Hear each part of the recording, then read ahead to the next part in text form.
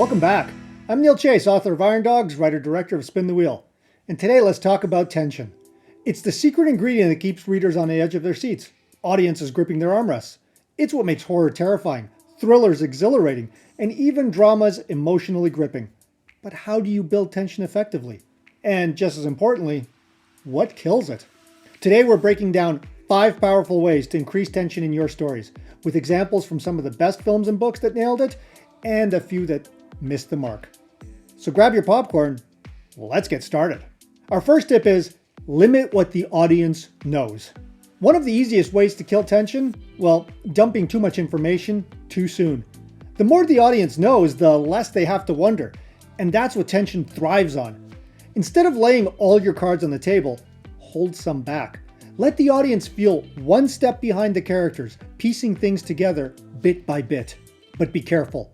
This isn't about withholding information just to be frustrating. It's about revealing just enough to keep the audience engaged while letting their imaginations fill in the blanks. For a good example, look at Jaws.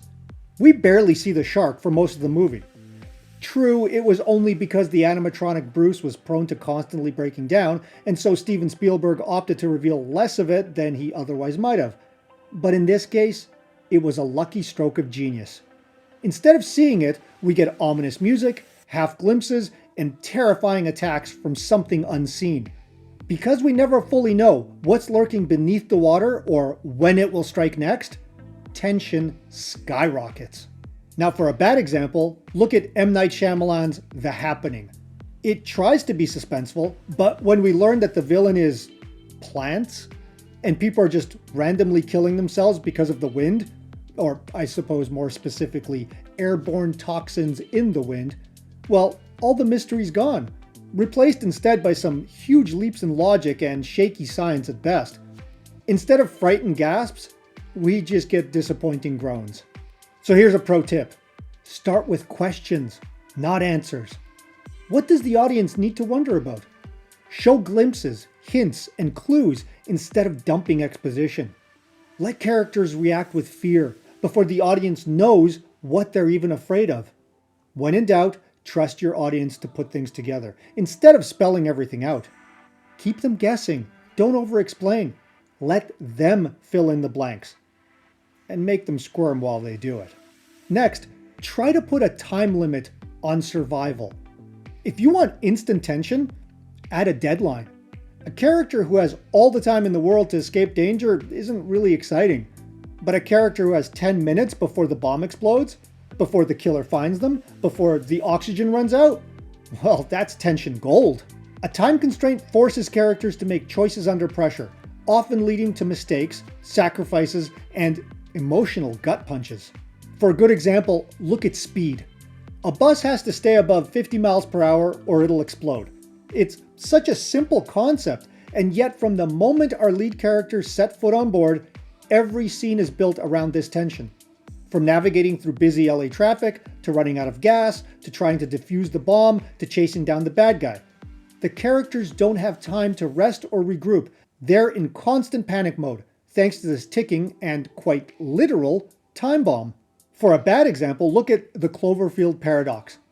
Despite being set on a failing space station with limited oxygen, the characters never seem to be in any kind of real rush. They seem more concerned trying to figure out the smaller mysteries happening on board, like a crew member's severed arm still moving, rather than the more immediate problem of survival. The stakes feel distant because the movie doesn't let the time pressure sink in.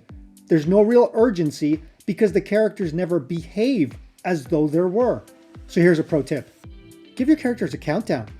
Something bad will happen in X amount of time. Make sure the audience feels that urgency.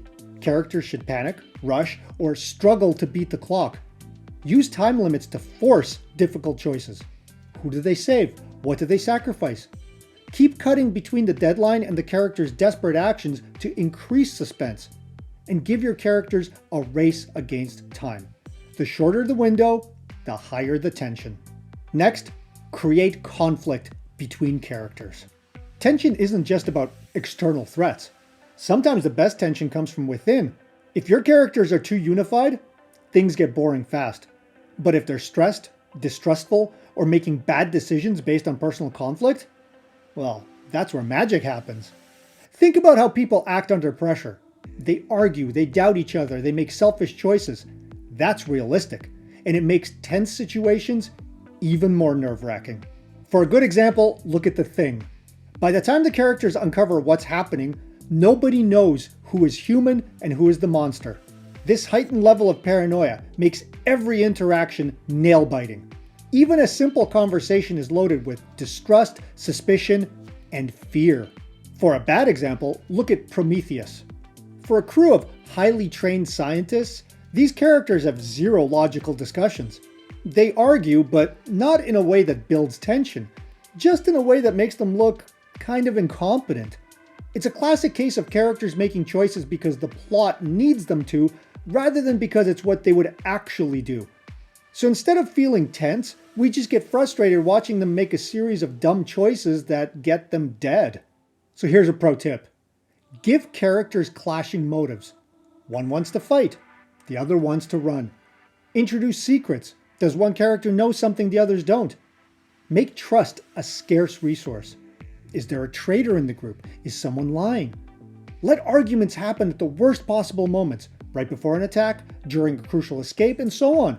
Give your characters opposing goals, hidden agendas, or just plain distrust. The more personal the conflict, the more unpredictable the story becomes. Next, give the villain the upper hand. Nothing drains tension faster than a weak villain. If the audience thinks the hero has everything under control, well, there's no real suspense. But if the villain is always one step ahead, always pulling the rug out from under the hero, that's when you get real tension. A great villain should make the audience wonder if the hero can actually win. That's where real fear comes from. For a good example, look at The Dark Knight. The Joker is constantly a step ahead of Batman and the entire police department. Every time Batman thinks he's got him cornered, it turns out the Joker wanted it that way all along. He wants to get caught, he wants to get interrogated, and he wants to force Batman to make an impossible decision. His unpredictability in constantly flipping the power dynamic keeps the tension sky high. For a bad example, look at 2017's Justice League. As the main villain in the movie, Steppenwolf is little more than a joke. He loses almost every fight, has no real strategy, and never feels like a true threat. And worst of all, he turns out to be a weak stand-in for the real villain, Darkseid, who barely features in the movie at all. At least the subsequent Zack Snyder version addresses this and makes both villains a much bigger threat. But the result for the theater-going audience in 2017 was no real tension, just going through the motions while waiting for Steppenwolf's inevitable beatdown. So here's a pro tip. Make sure the villain has an advantage. More power, knowledge, or allies. Show that they're always thinking ahead, outsmarting the hero at every turn. Let them win some battles. The hero should struggle, fail, and be forced to adapt. Make your villain smarter, stronger, or just more prepared than the hero. Let him win sometimes, because that's what makes the hero's struggle feel real. And finally, delay the payoff. Tension isn't just about what happens, it's about what might happen. The longer you hold off on revealing the danger, the more unbearable the suspense becomes. Audiences fear the unknown. If you show the monster too soon, tension drops. If you delay the reveal, forcing the audience to wait for the scare, well, tension takes off. For a good example, look at A Quiet Place. The best scene? Well, that's easy. When Emily Blunt's character goes into labor as an alien enters her house. She tries to hide in the basement, only to step on a nail on her way down the stairs. And though the alien doesn't immediately attack, she stifles her scream and has to stay silent, hide her pain, and sink into a bathtub to try and outlast the blind creature, all the while about to give birth. We have no idea how she'll make it out of this alive, and the impossible conditions make the tension almost unbearable. That's great storytelling. For a bad example, look at Bird Box.